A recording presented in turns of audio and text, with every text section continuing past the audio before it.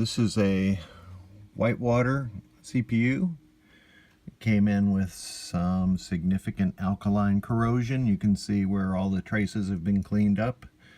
And always replace C31 there for power beefiness. So let's boot her up and see what happens.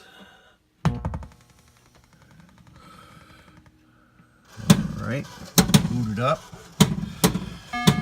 I have my switch matrix tester connected to it, so it thinks some switches are not working. That's normal. Let's put it into test, switch test. And here's my test connections. And here's my tester. I'm going to run through row 1.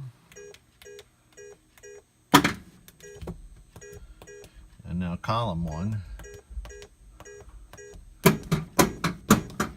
Those are the pop bumpers firing.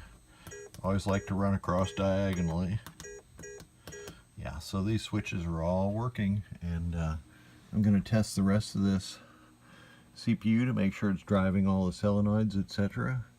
I appreciate the client sending it to me for repair. Thank you.